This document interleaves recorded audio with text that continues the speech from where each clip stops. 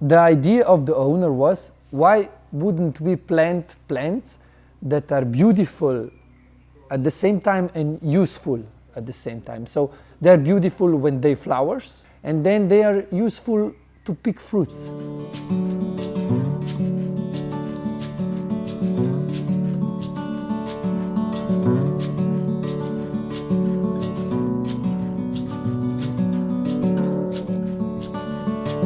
Hello, my name is Jan.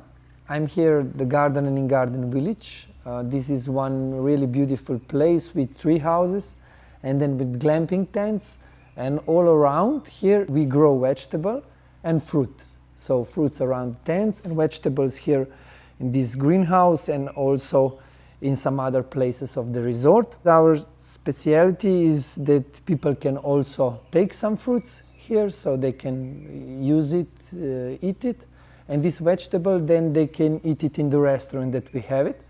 So this is one really good thing, that they eat fresh vegetables. 4 years ago I finished PhD, and I was able to also put the knowledge in the practice and wherever I learned here. So we are focused in producing vegetable. We are focused on fresh vegetable that is important, that is fresh, like salads, chards, and then rucola, and then spinach. And in these kinds of vegetables, we are almost completely 100%, we have it their own. So all the season from April till the end of October, we can use it from our garden, what is very, very important. From other vegetables, we try to produce them as more in the season, so peppers and tomatoes and carrots and these kinds of vegetable, we try to produce it as more as possible, but they are seasonable. Yeah, polyculture has many advantages. For example, one is that we plant plants together as they like each other, you know. Also, like we humans, we like more the company of some people, and also the plants love some plants more, having for neighbors. And another advantage is that the soil, then if you have many cultures together, one plant demands one element more and another elements, and then problems with the lack of elements. So if you change it very often, and also you don't have so many diseases, and also pets cannot replicate so quickly if you don't have monoculture. So if it's monoculture, then one pest can grow very, very fast. And also the last one is the view. You see, it's, for me, it's much more beautiful if you see different plants together. You see how healthy it is. There is no snails, you know, because we pick it every evening, and then we bring it to the forest, you know. Then they have their own space. This one, and we use some other variety. This is another one.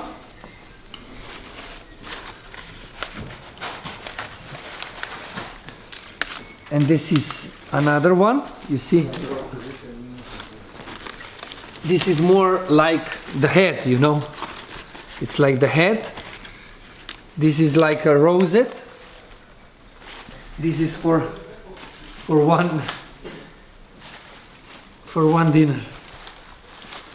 We are starting the season with fruits in the middle of end of May with strawberries.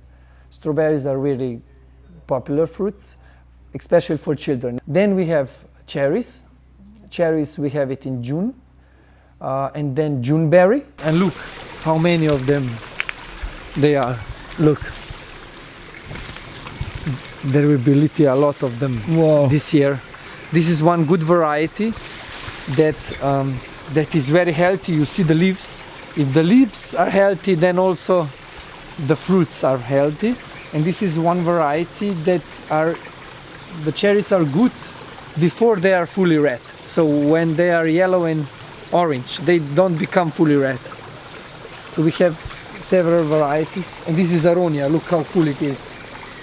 But like I said, nothing will ripe fully because birds will eat it before. Yeah, yeah. You know, they know what is good. And then we have red currant, black currant, and white currant. These are not so popular during the guests for fresh eating, but we can produce really good marmalades from them. Because Slovenia and our climate, Gorenjska, is very good for growing currants. And then we have roseberries and blackberries. Roseberries are the most popular with blackberries, and we can hardly pick some fruits because guests eat all of them. For example, we have 150 raspberries here, 50 blackberries, but people eat almost all of them because they are really popular.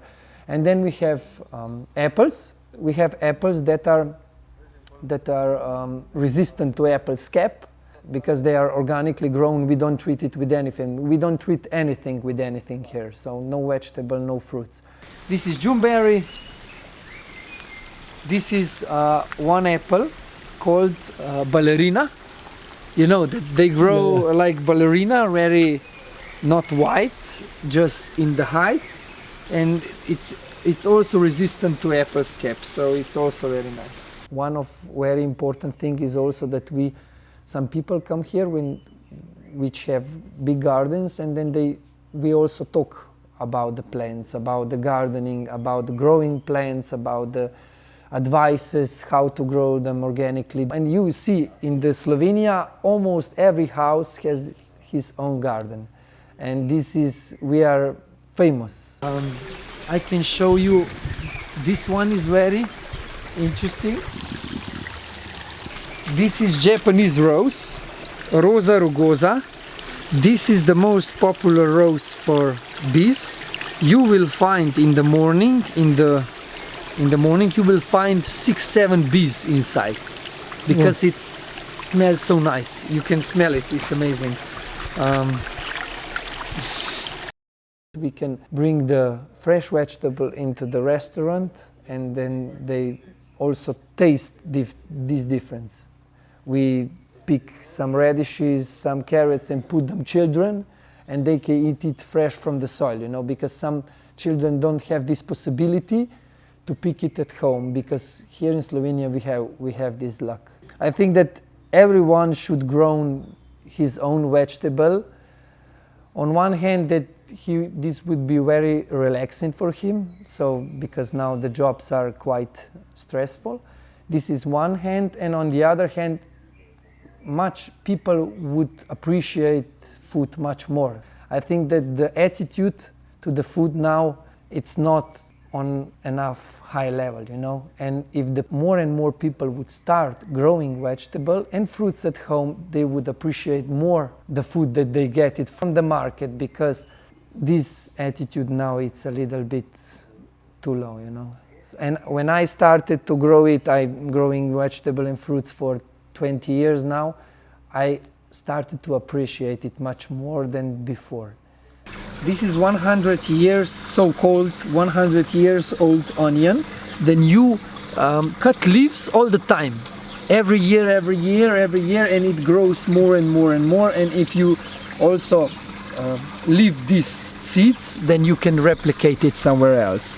So it's amazing for me, because you know you can cut the leaves all the time. I had luck that my grandparents, they had the farm at home. So when I was children, I didn't go on computer or on telephone in the afternoon after the school, but I went on the field, I went in the farm, you know. This love for the plants then just grow more and more through the year, every year, you know. And this is, yeah, like you said, comfrey. It's good plant.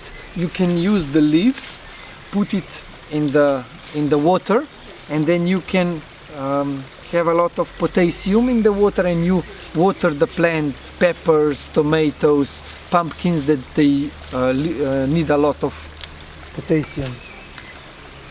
This is for soup, you know. It's strong smell. I don't like. I'm really positively surprised that we have really polite guests, you know. They they don't broke anything here. They ask if they can eat something. It's really amazing how they appreciate also this possibility, and they are also surprised about different things.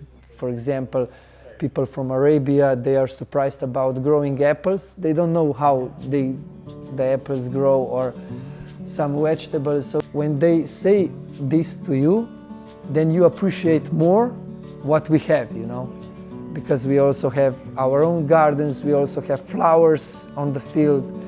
A lot of guests don't have this, and then they also remind us about these really beautiful things that we are having here.